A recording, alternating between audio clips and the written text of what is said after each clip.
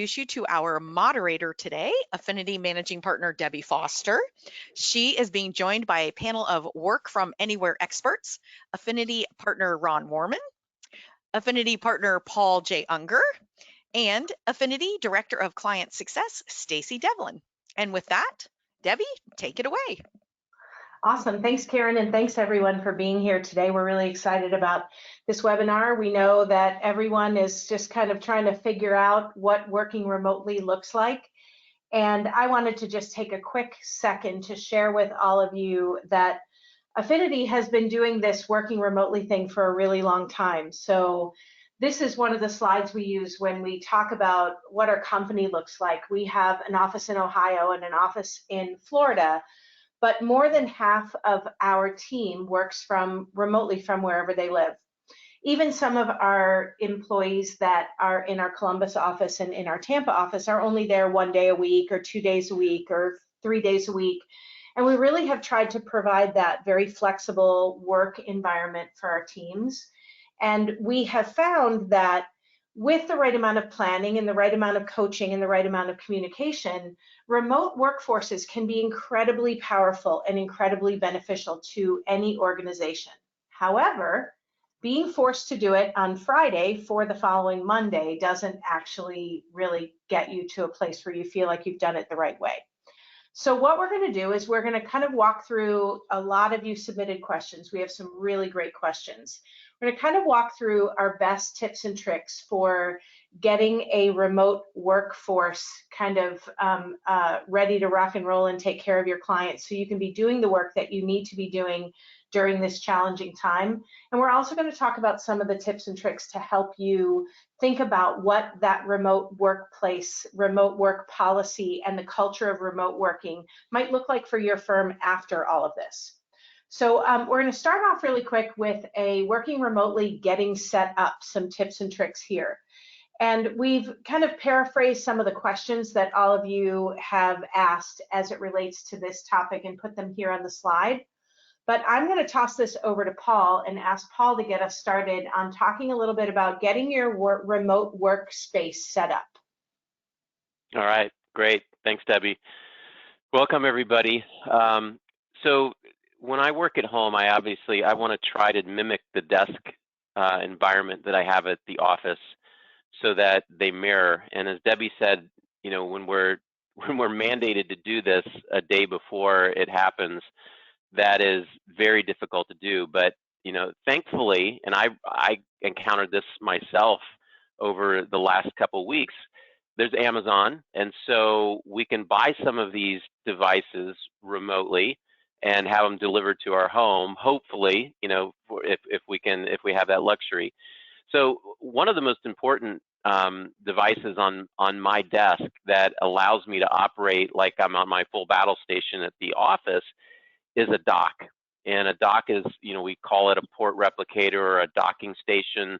There's many different terms for this, but that allows us to plug in our full, full-size keyboard, a full-size, mouse, and our dual monitors if we have them into our laptop, so we're not plugging a bunch of stuff in, and we have everything full size like we do out at our office. So that's what I like to do. So when I'm working at home, it feels like I've got the same work environment that I have at my desk.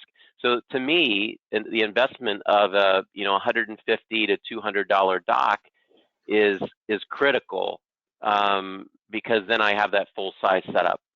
So for me, that's what I would recommend to do. And then, if you could get access to some of your office peripheral devices like my headset, right? Then you just plugs into the dock and you're good to go. Awesome. Ron, you have anything to add to that? Sure. Well, when we're talking about just getting a work environment set up at home, there's a few tips that I would probably share.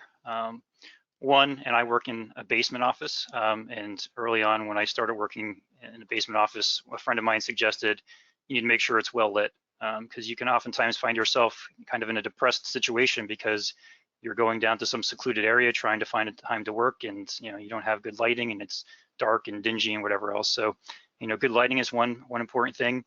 The other thing I would recommend is whenever possible, especially when you're using your setup for work and you might be using things like Skype or a voice over IP system, try as best as possible to have a physical connection to your network. My wife and I both work from home and oftentimes spend a lot of time on conference calls and things, and trying to use the wireless connection is great for certain productivity tasks and be able to go out to the couch and do some things late at night. But when you're on the call and you're trying to have good quality and avoid those drops and disconnects that you get with inconsistent wireless, you're really better off having a physical connection.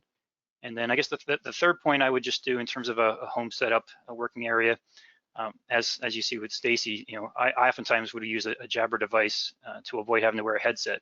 But with my 3 kids home, the 2 dogs running around with them, and whatever other madness is going on upstairs, when I'm on important calls, I have to potentially have my headset available so I can drown out that background noise and anything else that might be going on in the background, and not necessarily have the same comfort I have on an internal call. So. Awesome. Stacy.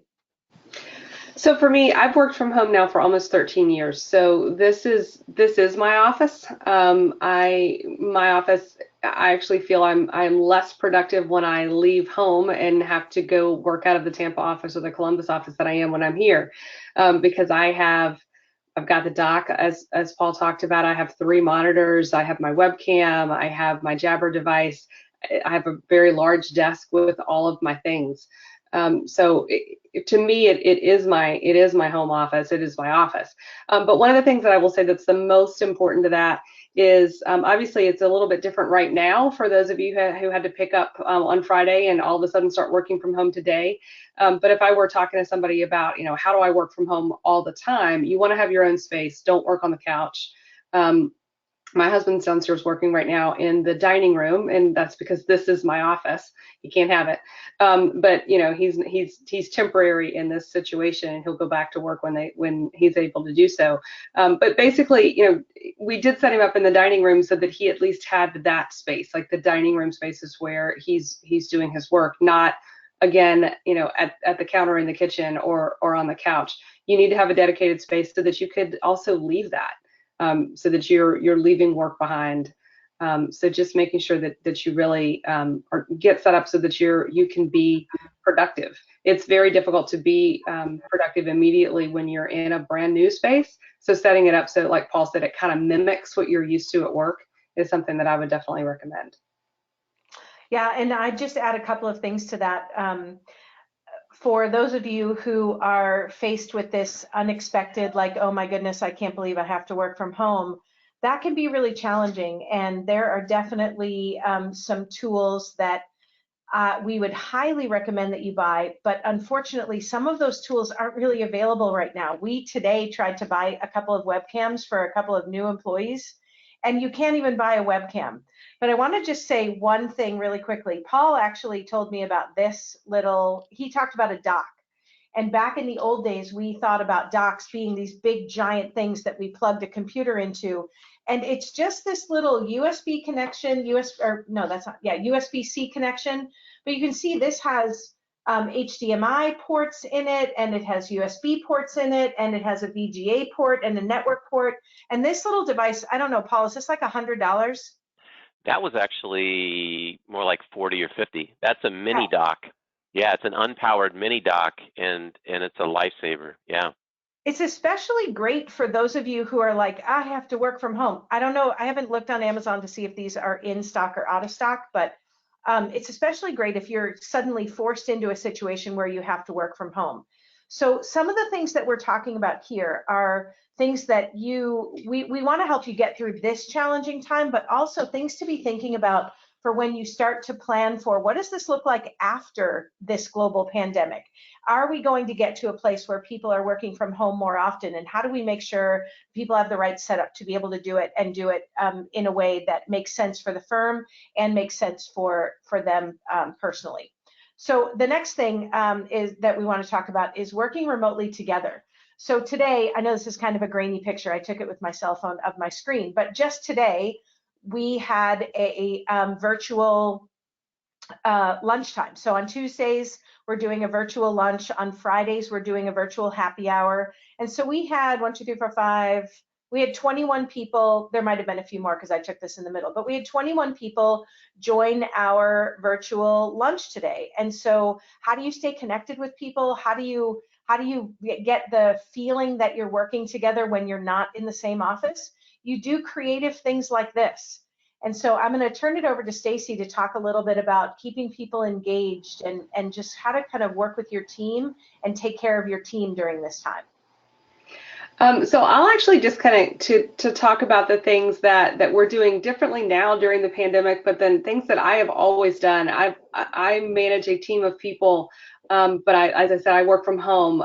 Most of my team members work from their homes as well, but not here with me. So we stay connected all the time. So, obviously during this pandemic, as Debbie said, we're doing the virtual lunches and the virtual happy hours, and we're going to do those until we're able to get out and see people more often. But it's a great thing to stay connected with our own team members, but to also give our team members the ability to see other people. Webcams are very, very important right now. So if you have one, almost all laptops at least have them. If you don't have your own separate device, then at least open up your laptop. You should have a webcam there. But one of the biggest tips that I've always had is we use Skype for business, but whether you're using Skype or Teams or whatever you're using for your internal IM chat, hopefully you have something like that that you can connect to when you're at home. I start IM conversations pretty early in the morning with my team members. I'll reach out, how's it going today, or good morning, or anything, and leave it open all day. I feel like that's a nice tip for keeping yourself front of mind with your team members. If you're not doing that, then we also have some teams that are having a morning huddle. So either start at 8:30, 8:45, 9 o'clock and get on a huddle with your teammates just to kind of do a quick lightning round. What's going on? What's the biggest issue that we need to try to solve today as a team? What's going on with the various schedules, so that folks know how they can pitch in and just kind of stay connected. We recommend turning your webcams on for those. It's early in the morning. A lot of people are getting used to working from home. They don't always look fabulous. And our teams, we've only been doing this for a little while now. They're like, whatever. You can see me however I look, because we're getting used to it. But definitely, recommend staying connected by being proactive about it. Reach out to people. There are some people that, like I said, I've been home 13 years and I never feel like I'm lonely or bored or have no one to talk to, because I'm constantly IMing with someone, or I'm on a call, or something's going on. But you've got folks that are not used to doing that. So you need to be the initiator of that conversation. Reach out to them, check on them, see how they're doing. And sometimes it's best to pick up the virtual phone and call them. Instead of just sending them an email and asking what's going on, call them, let them hear your voice, let them see your face. Particularly right now with this pandemic, I think that's really important for everyone. I'll jump in and say, something about the introvert situation. Be cognizant too and open-minded about, many introverts really don't want to be seen on video too. And if they're highly productive employees, maybe you think about, at least in a one-on-one, not turning on the video and letting them not comb their hair, or wear a t-shirt. If they're productive and they're billing and they're doing what they're supposed to do, let them do it. Don't get too tied up on, are they working or not? And that tends to happen with people who just, start working from home or letting people work from home.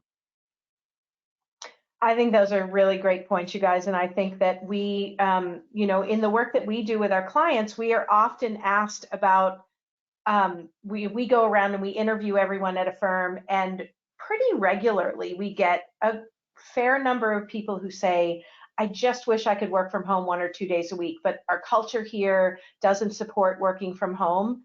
And I think that we're all learning a really valuable lesson here, that working from home is sometimes something that people have to do, and better to be prepared for that work from home situation.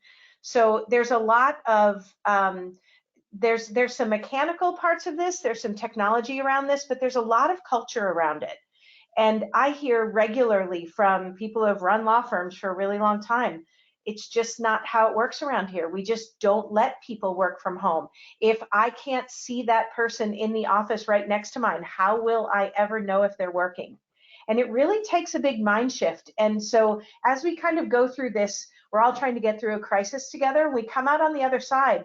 This is something to really think about when it comes to what your law firm culture looks like. And there's a whole nother conversation that we could get into about attract and retain, attracting talent, retaining talent, having that flexibility, that whole concept of work-life balance, or what I like to call it, work-life integration. Being able to have the flexibility of where people work is a really valuable benefit that you can offer your team. Not like it happened on Friday, we were at the office, and Monday we had to all work from home. That's kind of a big mess. And so we want to give you some tips to deal with that, but also some things to think about for later. And if I could add in there, yeah. Debbie, I mean, it doesn't work for everyone, right? And I mean, as a company that has a significant virtual workforce, we've had folks who, when that shift occurred, they really couldn't adjust to it, and basically left and took a job in-house at a law firm because they needed the social interaction.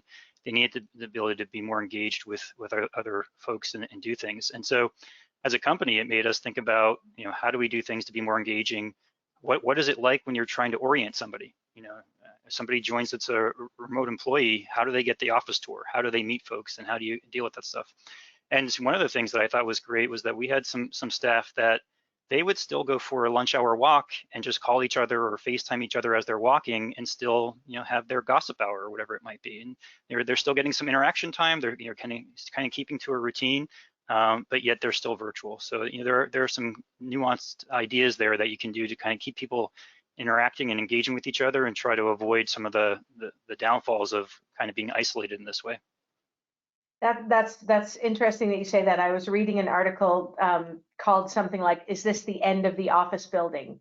And what's really funny is I live, right now I live the furthest away from the office that I've ever lived, and it takes me about 12 minutes to get there with traffic. And I have been doing this for 22 years, and I think I've worked from home 2 days in the last 22 years. But I have worked from home. I worked from home all week last week and yesterday and today for the first time ever. And I'm pretty sure that I'm going to gain like 15 pounds in the next few weeks if I don't quit. Like, my kitchen is right. I don't know how y'all, I'm actually trying to figure out how to adjust to working from home, because my normal life is working from an airplane, working from a conference room, working from a hotel room. So I do work remotely all the time. But working from home is not necessarily the same thing as working remotely. So I think these are all really good points to keep in mind when you think about, what does your team need? Is it working remotely? Is it working from home? Is it a combination of those things? Because it's all different. Okay, next thing. Whoa, what's happening here? All right, so virtual meeting platforms. So I have included a link here. I'm going to kick this over to Paul to talk about some virtual meeting platform stuff, but I've included a link here that you'll be able to see when Karen sends you this PowerPoint.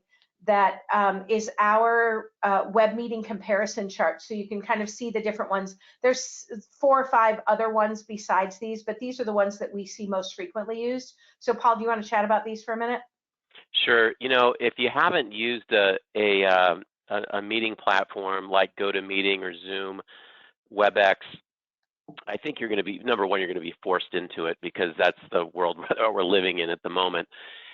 Today, our organization uses GoToMeeting, and I recommended that for almost 20 years.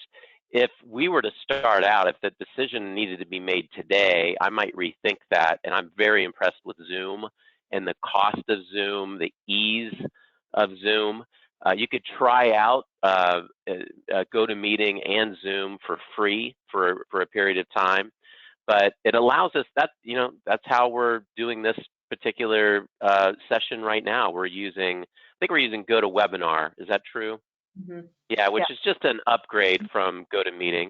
But that allows us, what we're not seeing here is the ability for me to pull up a document and then give control present that screen, and then give control to Stacy, Ron, or Debbie, and then they're able to actually type directly into the document.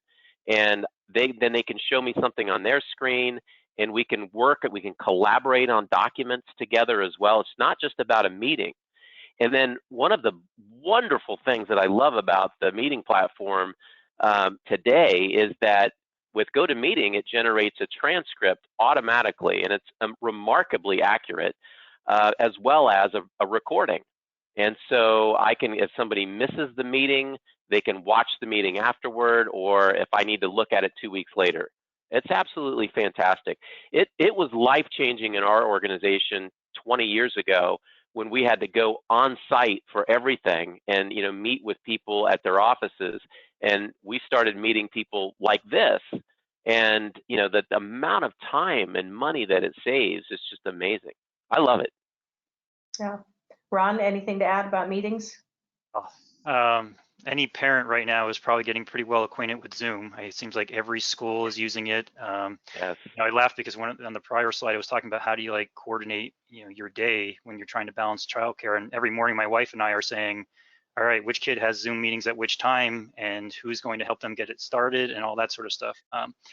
So a couple of and we even still have our music lessons. My son had his piano lessons, my daughter had her singing lessons, and they do it via Zoom, which is pretty incredible.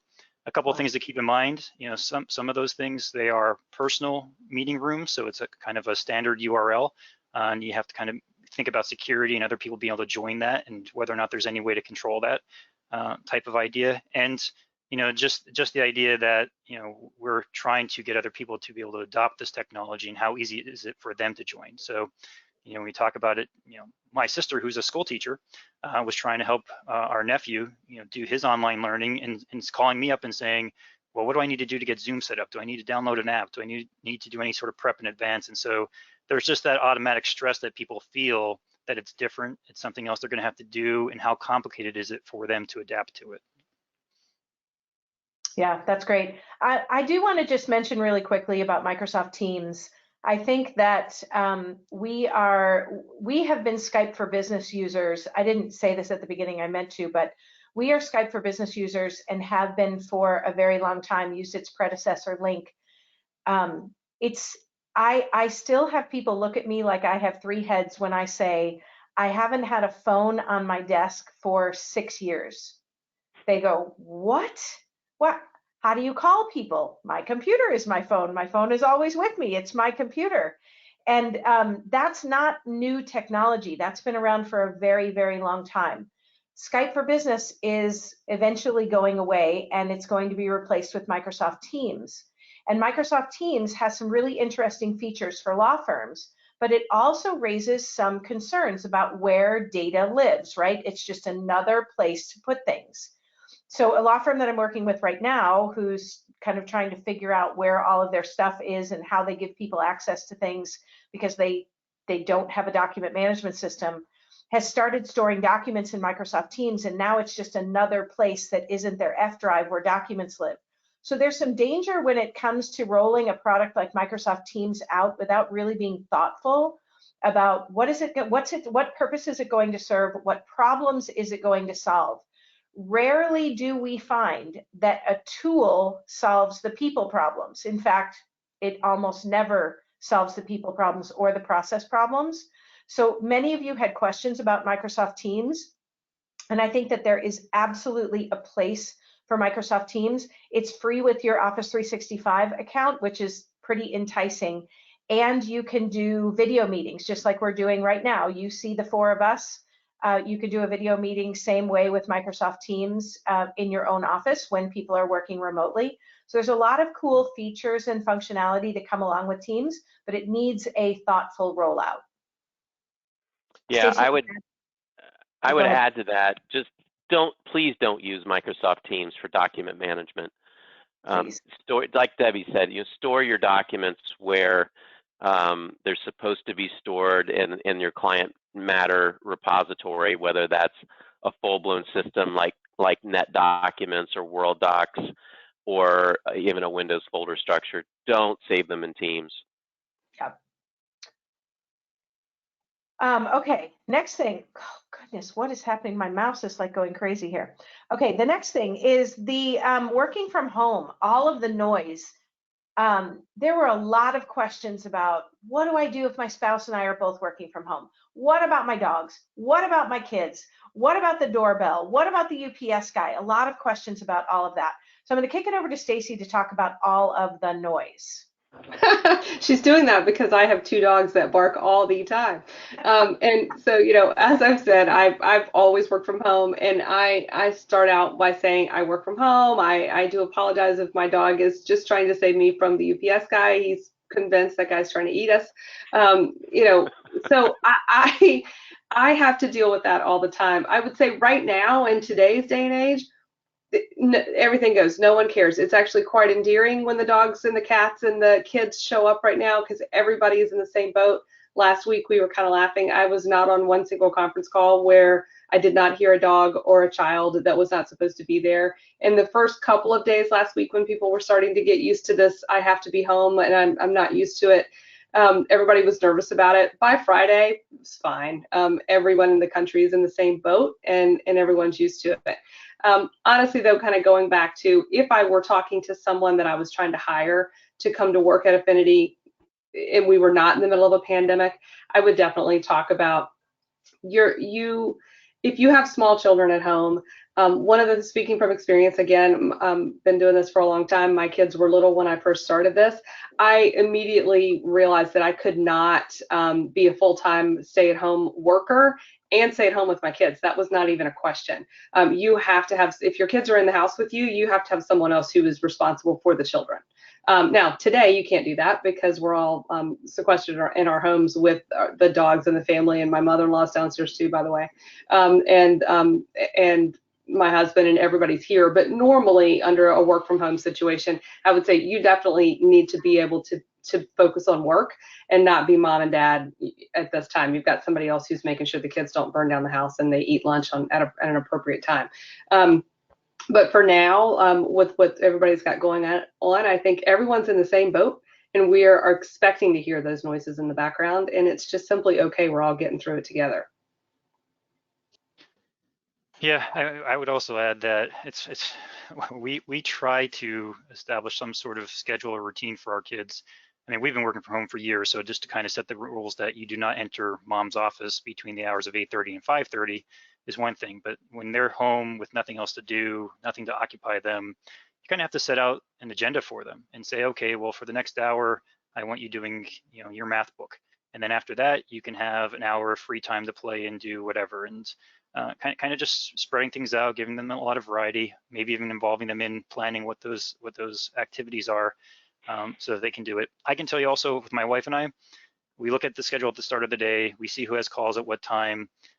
When you don't have a call, you're relocating potentially to the kitchen, so you can kind of keep everyone somewhat grounded and occupied, or, you know, send them outside in the yard, you know, for a short period of time when you need to, and just try to figure it out. But it's really about balancing it. And as Stacy said, I think everyone understands and appreciates what we're going through, and you just try to, you know, put some things in place, like I said, with my, you know, headset versus just the regular speaker, to kind of manage it as best you can and get through it. Paul? Yeah, you know, so I don't have kids, and you know, if I did, I'd probably put them in the dog crate, and that's probably why I don't have kids. But I found, it is a great tip. I have found bully sticks to be magical with dogs. They love those things, and if you're trying to keep your dog quiet for like an hour, buy them a bully stick, and you can get a big pack of them on Amazon, and they'll keep them quiet for at least an hour. They're fantastic. So one other thing that I think is important right now is dealing with this crisis that we're in. Making an assumption that your team members can just go home and work from 8:30 to 5 is probably a bad assumption. And I think transparency and communication is what we need. And people are worried. They're worried about losing their jobs. They're stressed out. They're worried about their kids and what they're going to do about the school year. I mean, people are really stressed. And so reaching out to your team and saying, each one of your team members, and saying, what's your situation? What do you need? How can I help? If you haven't been reading up, I'm not a lawyer, so I'm not going to talk in a lot of detail about this, but the new FMLA, the new coronavirus bill that was passed has some new guidelines around FMLA and giving paid sick time for employees who are faced with the challenge of having to manage their kids' situation with no childcare. So you should read up about that. And most importantly, communication and changing your expectations. Maybe someone can't be available from 8:30 to 5. Maybe they need to go get their Zoom meeting set up. Maybe they'll be available for you for an hour in the morning, and then they'll be out for an hour, and then they'll be back for 3, and then out for an hour. Having a conversation with each person about what their day looks like, I think, is the most important thing that we can do in just setting expectations and not being disappointed. Yeah, Debbie, if I can just add to that a little bit more about this specific situation with all of our different team members. We've had an actual conversation with everyone who's at home with kids. Tell me exactly what Debbie said there. Tell me about your specific situation. Some of them, it's like, okay, let's schedule. If you're able to be on the phone and focused on specific client work in the mornings until noon or 12:30, then let's get all of your calls scheduled in the morning while someone else is taking care of the children. And then in the afternoon, you're going to catch in as you can, or in the evening when, catch back up on email, etc. But we will dedicate your phone call time, your FaceTime online with a certain set of hours. And that may need to change. Let's try it for a day or two, see if that works. If that didn't work, let's pivot and do something different. And we're trying to stay on top of that with these employees who are used to working in an office, or maybe they were used to working from home, but their kids weren't there. And now they're having to be homeschool their kids at the same time as work with us. So we're trying to be very transparent and continue that communication and understand that what we thought was going to work last week may not be what's working, and let's change that. Yeah. Okay. So we talked a little bit about this already, but productivity at home, how do you know when remote employees need direction? I think this is just another topic of communication. I would just say, before I'm going to kick it to Paul to give some tips about productivity, but I would just say that it's important for everyone to recognize that just because someone was in your office last week working and now they're at home doesn't mean they were productive at the office and they're not productive at home. Sometimes we tend to believe that if you're in the office, that automatically means productivity. And if you're not in the office, that automatically means no productivity. And there are lots of studies on this that people who are inclined to be able to work from home are more productive when they're at home than when they're in the office. So again, this is a mindset thing. This is really just challenging, not just how we get through this particular time, but challenging the way that you've always thought about productivity and employees, and trusting your team and trusting them to do the work that needs to be done. So Paul, productivity at home tips? Yeah, for me, I do this actually when I'm in the office, but it became even more important when I was working at home full time, and that is to have a plan and engage in daily planning. So it's a habit that you build. It's a 5-minute commitment, either the night, but the evening to plan for the next day, or the morning before you start your day. And the science is very clear on this. It really helps us stay focused. The day never goes as planned as we want it to do, but there are a lot of different systems out there. And so, for instance, this particular system is called the Best Self Journal. And I don't know how well we can see that. It's not too bad there. But this is a piece of paper, right? I pull it up on my iPad because I actually write mine down on the iPad. But it's time blocking for the entire day in 30-minute increments. And it's identifying 3 to 5 things that you want to accomplish that day. So in other words, another way of stating it is, today is a success if I get these 3 to 5 things done. You can jot it down on an index card if you want, and then you block out your day in 30-minute increments. And I keep mine on my iPad next to my keyboard, or a piece of paper next to my keyboard. And then when I have the urge to check Facebook to see what's going on with the coronavirus every 30 minutes, or the news, I stop and I look at my daily plan, my roadmap, and I think, you know what? I really need to get those 3 things done today. And this was my map. And you know what? I could probably watch the news at 6 o'clock and catch everything that I need to know about Corona in, you know, in a 30-minute segment instead of interrupting myself. And that's, you know, the problem is, and I talk about this in my time management seminars, is that we get interrupted every 2 to 3 minutes as legal professionals, and it takes us 20 minutes to get back to the work we are performing after the interruption. On average, that is a national average. It takes us 20 minutes to get back to the work we're performing following that electronic-based interruption or that, you know, email curiosity break or internet curiosity break that you take. And in fact, the harder the task, the more likely it is that you will never return back to the task that you're performing. In fact, 40% of the time, people don't return back to the work they're performing. So that's why it is so important, I believe, to have a roadmap, whether that's on a piece of paper or your calendar. For me, if it's out of sight, it's out of mind. So I like to have the little piece of paper or my iPad to keep me on track. Stacy, you're muted. Sorry, I don't know that I can follow that with anything better than what Paul said. I always try to follow what Paul says about productivity and how to stay organized. But so really, I don't know that I would add to that. Ron, anything from you?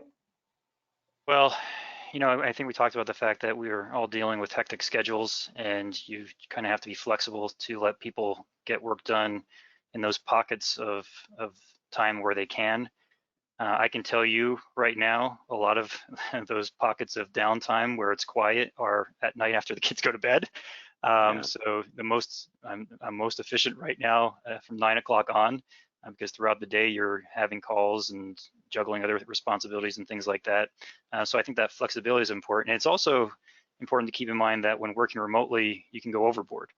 You know, my neighbor and I were just having this conversation yesterday where it is so easy to work from home and to go back and pick something back up and do it some more, that it's almost hard to break away from it at a time. So you kind of have the other extreme of saying, well, I can be working any time of the day. As soon as it's quiet, I'm going to go back online and do some things. And so, you know, at some point, it's also necessary to set those boundaries and say, you know, I've got to have my dinner time with family and kind of shut things off and deal with it that way. Because if you overdo it, at some point you're going to be counterproductive, and you can kind of burn yourself out trying to get so much done because you have that quiet time at night or whatever it might be. Yeah. The only thing that I would add to this is Stacy brought up the huddle earlier. You know, when it comes to giving remote employees direction and really understanding what people are getting done, that 5 or 10 minute huddle in the morning can be incredibly valuable. Like, you just jump on a call with your team, or a Zoom meeting, or a GoToMeeting meeting, or whatever tool you decide to use, or a Microsoft Teams meeting. You jump on, you see each other face to face and say, what do you have? What do you have today? What do you have going on? Anything that I can help with? Are you stuck on anything? And you just kind of do that quick round robin. How's everybody doing? What is everybody working on? And I think that you'll find that if you have that regular communication, you'll have less concern about people not having enough work to do, because you'll have that communication in the morning about what people are planning. Paul, did you have something? I saw your face. Yeah, you know, one of the things that I always wanted to do when I worked at the office was to weave in a 10-minute nap, right? It's so healthy to take a 10-minute nap that it's impossible to do at the office. But one of the benefits that I found working from home is I could, you know, find a room and just lay down for 10 minutes, and then anything more than 10, I'm a little bit fuzzy and foggy, so I don't like to do that. But it's you know, think about the siesta that you're never able to do when you're in the office. You might be able to do now at home. That's from the guy who doesn't have the kids, Ron. That's the difference. I know. Ron, I'm gonna go to the office to take a nap. Okay. So let's talk about attorneys and their support staff working together, attorneys and paralegals, attorneys and legal assistants. How can you best work together before your paralegal or your legal assistant or another attorney could come into your office and say, hey, let's talk about this case. And now you think you can't do that because you're not in the same physical location. So Paul, I'm going to ask you to talk about this. I do want to just say one thing quickly. Stacy and I work more closely together than anyone at Affinity, I would guess. That's probably true. Just her and I one-on-one. And we're probably in the same location 6 or 7 days a year, maybe 8. It is absolutely possible to have an excellent working relationship and to collaborate and to work together on documents and to share information. It is absolutely possible to do it with someone who isn't in the office next to you or the cubicle outside of your office. That might be really hard to believe, but I mean, we can tell you that we are living proof that it is absolutely possible to do that. So Paul, how would we do it? How would they do it? Okay, so a few things come to mind, and I don't want to sound like a broken record, but number one is the huddle, the morning huddle. And listen, it's not 5 minutes.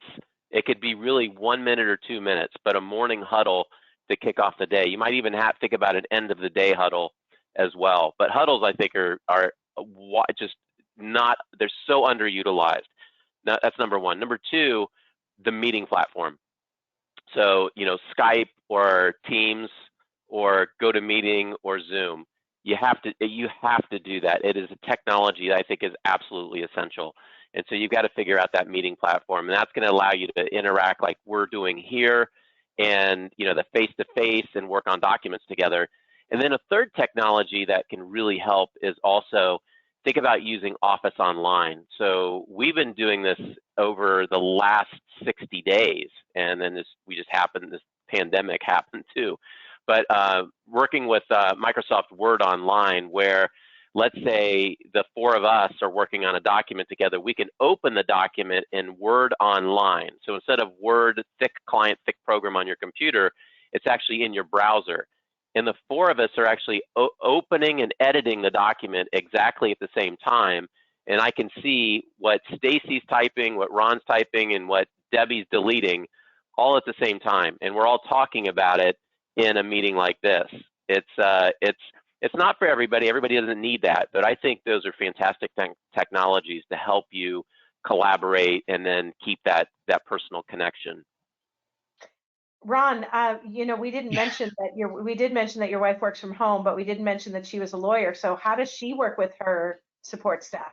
Well, she has built-in tech support for starters, so it works out pretty well for her. But no, she has been working at home for a little over 10 years, ever since our first child was born. She went into she's not no reduced hours, anything like that. Simply just has 2 days a week where she doesn't do the commute and she works from home. And so when we talk about that, and we talk about what are the critical tools that we have there, the biggest thing for her was a scanner. And obviously this is, again, one of those things where you might not be able to go and grab a scanner right now. But for her, she's still the type where she's printing off loan documents and reviewing them and marking them up, and then needs to scan them and email them back in to be worked on. And so that was a critical component for her. And the other thing that's really important for her is that she has a pretty seamless experience when she's in the office and at home. The laptop with the same software on it, and at home she's working over the VPN. On the other hand, though, the support staff she's working with, they're not in that same situation. They're not being given laptops to take home and work on. They're largely, if anything, being asked to connect into like a Citrix desktop, which for them is a completely different environment. So now all of a sudden they go from being at the comfort of their desk with all of their tools and things around them in their environment to trying to figure out how to work from home, how to get onto Citrix from their home computer, which who knows what state that's in. So it is really a balancing act to try to figure out how do you support those folks that aren't used to this, and kind of getting them up to speed and kind of giving them the support they need to make things work, and then to still be productive. It's quite a challenge. And I can tell you that her firm, as they saw things kind of progressing a week or two ago, they ended up doing a few different exercises. And one was, at 9 o'clock Eastern in the evening one night, they had all of their attorneys connect to the VPN at the same time and work for a period of time just to see that they could do it. They then had a mandatory office closure of one of their offices, where for the entire day that office had to work from home. Everyone, every role in that firm had to work from home for a given office, to kind of go through the process and see what it would be like. But obviously we're already thrown into the situation, and so going forward, you want to make sure you're prepared for it and people are familiar with it. But It is, I think for the lawyers, it may not be as big of an adjustment because they're probably doing it more often now. But for the support staff, it is a drastic change for how they're working. Yeah, Ron, you bring up a really good point. And I think some people, some organizations might still have the luxury of this, but it's that phased rollout of working remotely. So if your entire workforce in your organization doesn't have to go home, if you could send 50% home and test, right? And if things go wildly bad, at least 100% of your organization isn't dead in the water, right? And then you work out the bugs, and then you eventually phase everybody in. But if you have that luxury, you may want to try, instead of jumping in head first, you do a phased rollout, even for a small office. That's a great point. Great piece of advice. Let people be some guinea pigs. So I wanted to talk about this for just a minute. Again, not a lawyer, but I do think that this is a critical thing that needs to be on everyone's radar for your non-exempt employees. Once you send them home to work and they're not in the office from 8:30 to 5 and they have the ability to work anytime, you run the risk of being out of compliance with wage and hour laws. So it's, again, this is a communication issue. This is a making sure people are still clocking in and clocking out. And if the clocking in and clocking out can't work when people are working from home because it only works on their desktop computers in the office, then it's time for a spreadsheet or some way to improvise on that. But making sure that your hourly people know that the expectation is that they will not work more than 40 hours without getting paid overtime or whatever you do, 37.5, whatever that rule is, making sure that you have communicated that rule still applies, and that you've given people an alternate way to log their time if they can't log their time the way that they have been logging it before. I think Stacy said it earlier, someone said it earlier, that it's just really easy to just keep working when you're already at home. And I think everybody just needs to take some extra precautions and make sure that everyone is clear on what the expectations are when it comes to working from home. And of course, consult your attorney about wage and hour laws in your state and what it might mean for you. Okay, protecting client data when things go home, when people have to take a file home, or securely accessing files and applications. Paul, I'm going to turn this to you first. So, one of the first things that that I think of when I think about a mobile workforce is if we have laptops out there that people are using, and that's that is a very popular setup, is that the laptops have full disk encryption turned on. And because you're downloading documents, they're stored on the laptop. I know many people grabbed their laptop out of desk drawers last week and started working at home, and now we have local files that are being stored on the laptop. So make sure that you have full disk encryption turned on. On a Windows machine, that's in Windows 10, that's called BitLocker, BITLOCKER, and it's actually free and baked into the Windows operating system. And if you're part of an organization that has an IT staff or even outside IT, ask your IT people about making sure that all of your mobile devices are encrypted. This, I think, brings up a larger conversation in the importance of cloud applications today in the year 2020. And fortunately for our organization, all of our critical applications were cloud-based, and so our data lived in the cloud, where the data is encrypted at rest and encrypted in transit. And so all of our documents are stored in those cloud applications, and we don't have to worry about. I don't want to say we don't have to worry completely, because we still have local downloads of documents, but you need to think about, and I know you got thrown into the fire last week, but if you are still operating with legacy applications where documents and files are stored locally, then it's really hard to lock those documents down and keep them secure. So I would look at some cloud applications to help solve that particular problem. The other thing, just complete, again, this is more of an IT infrastructure issue, but there are a lot of home networks that are still using WEP, W-E-P encryption, which is really outdated. And what I'm talking about there is your home wireless router. And so you want to look at your home wireless router and make sure that you've got an up-to-date one that uses WPA2, which is or 3, and make sure that your wireless router is up to date. There are a lot of cyber criminals out there that are taking advantage of the situation, and they know that everybody's working from home right now, and there's a lot of data out there to hack and that's vulnerable.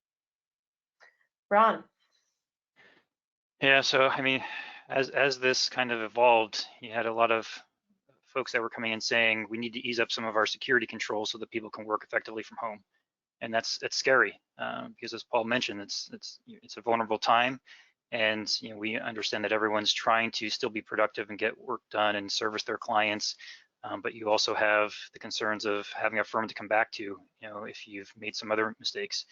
And so establishing that environment in advance obviously would be ideal, and saying we've got a consistent situation. I mentioned before how lawyers working with their laptops that are firm devices that are controlled, encrypted, and secured, and then support staff potentially connecting into a remote desktop platform. Because as you start to rely on home computers, you open up yourself to anything that's potentially going on in that home computer. Now, I will say that there are platforms like NetDocuments where it's a web-based SaaS solution, and it allows you to access your content potentially from anywhere. But it also has some controls in place to make sure you're not caching copies if you're outside of your firm's network, and to still secure communications and things like that. So, we caution against, becoming too lenient just for the sake of trying to make people productive at the risk of exposing your client's data and your firm's reputation. Yeah, I think that's a great point that you bring up, and I know that while like easing up restrictions from a security perspective to get people to work from home is a very real thing that people have been dealing with. The other challenge is your IT team might not be able to get to 200. Like, do you really want your IT people logging in to people's home computers and getting to their home routers and changing passwords and adding security? I mean, this is in a short amount of time. This is a tough environment to navigate. And I know there's no one's ever going to say this out loud, but there's a best effort thing going on, right? Like, what is the very best thing that we can do to get everybody to be able to be functioning and working from home? But I think thinking that you have dotted all the I's and crossing all the T's too early could be a little bit dangerous. So, security front of mind, your IT team, that hopefully you have an IT team that you trust and it really kind of has their arms wrapped around it.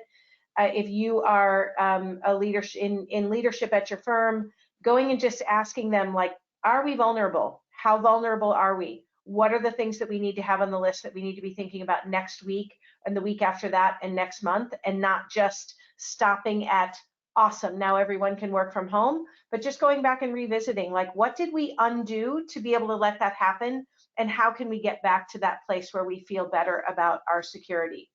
Yeah, one other thing I would add in there that Paul kind of brought up is even just the idea of Office 365 in your web apps. The fact that like NetDocuments has integration there, but even if you just have Office 365, I can be composing Word documents, Excel spreadsheets, whatever it might be, through the web application without pulling that content down to my home computer. Yeah. So there are mechanisms in place there that you can use and leverage, and tools that you may already have. It might not be as efficient as working in the office or some other things you can do, but it's still a lot safer than the alternative. Yeah. Yeah, I'll just add there real quick for 15 seconds. You want to try to centralize your data. You want to keep it all in one place. So, I know there are a lot of World Docs users out there, and so if you can keep your documents in World Docs and then layer on top of that World Docs Web Mobile, then people are saving back directly into the World Docs repository.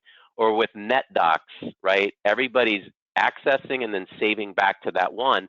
And we run a real risk right now of spreading data all over the place and people saving things into Dropbox and on the laptops and everything else. So you want to try to keep that everything centralized the best that you can right now. And I would also add that if you are the employee and you are finding yourself in a situation where you're trying to work from home and connecting on a personal laptop at home or a personal computer at home because your desktop is back at the office that you had to leave, you want to take some precautions. You want to make sure that your home computer has antivirus software and that it's up to date. You want to make sure that your Windows updates are up to date. To be as secure as you possibly can when you're trying to connect to the office from your home environment. Paul was talking about the wireless router. At the very least, change the password on it. Make sure that it's not the out-of-the-box password, so that do the best that you can to prevent from being hacked, because your children are also now on the same Wi-Fi all the time because they're not at school. So they're at home and connecting, and they may be out on your personal laptops or their home computers or their school computers, etc. But they're going through those same routers. So you want to protect yourself as well as your employer's information at the same time. Okay, so we are coming up on the hour. I am going to go forward a little bit here, and I'm going to go to this rapid fire most important tip for new remote workers, or one thing you can't live without when working remotely or working from home. And I'm going to start with Paul. Oh, Wonderful. Man. I would say the one thing that I cannot live without is my headset and multiple monitors. And so I would recommend, if you don't have access to multiple monitors and you have like an iPad, you could use an app called Duet, D-U-E-T, and you could use your iPad as your second monitor as a Band-Aid. All right, Stacy. The thing I can't live without is my Jabra speakerphone. I hate wearing headset, so the Jabra speakerphone is my favorite thing. And my tip is just stay connected. Reach out to your team members. Check on them. Constantly with the IM or with a phone call. Ron. Oh, well, for the tip, and partly to kind of follow in Paul's line of thinking, is that keep in mind when we talk about people that are adjusting to now only having a single monitor, there's the potential you can use a TV. Maybe you can display it on your TV with an HDMI cable or Wi-Fi or Bluetooth or whatever. So you could get creative and have an option there. I can also tell you, I just recently had purchased an Asus laptop, and in the touchpad area, it actually serves as a second monitor. Now, it's only 3 inches by 2 inches or whatever it is, but it, in some extent, is a second monitor. But in terms of the one thing that I couldn't live without, it's for me, being in technology, there's a lot of things that I rely on every day, the Jabra, the high-speed internet, that sort of thing. But the best thing I actually bought for myself was really, I have a stand-up desk, and it tucks in nicely to the corner. I have a tall chair. I can easily go back and forth. I don't have a lot of space in this little closet of a downstairs office that I have. And so you have to kind of be efficient with it. So that stand-up desk gives me the flexibility of saying, I can kind of stand up at it and work. I can pull my chair up and kind of be boosted up on like a bar style chair. But it has really done a lot to take advantage of the little space I have to make me efficient. Awesome. I'm going to say that my favorite thing, since I'm a new work from home person, like full-time work from home, is I have a widescreen, an ultra widescreen monitor, and I have this little app called Maxto, M-A-X-T-O, and it divides my ultra widescreen monitor into multiple monitors. And that has been actually a pretty darn cool thing for me to be able to just have one screen instead of multiple screens. And monitors just get cheaper and cheaper as the days go on. I mean, it's just kind of crazy. This one was like $279, and it's a pretty big widescreen monitor. So that is what I love. And with that, thank you all. I'm going to turn it back over to Karen to kind of close it out. Let me go to my thank you screen. Oh, sorry, Karen, you want to do this one? Sure, happy to. And thanks to all of you for taking the time to offer suggestions and tips and answers to everyone's questions. Great job.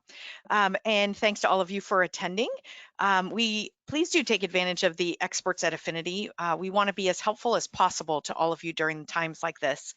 Use us. Send us your questions, concerns. Our amazing client success team is ready to help. And there's more coming up. This may actually be the perfect time for your firm to get some extra training in, or that training that you've been meaning to do for a while. Now's the time. I'll be sending all of you the link so that you can take advantage of Affinity Insight training program for free for your entire firm. No catch, just free for 60 days. So I'll send all of that to you in the follow-up email. And as always, we have lots of webinars coming soon. Keep an eye out on the webinars page as we're adding and switching out some of our sessions to really provide the information that you are craving right now. So just head over to affinityconsulting.com/webinars for that. And please, please share your feedback with us on the survey that follows. Thanks, everyone. And please, everyone, stay safe and healthy, and we'll see you next time. Thanks, everybody. Bye. Bye. Bye.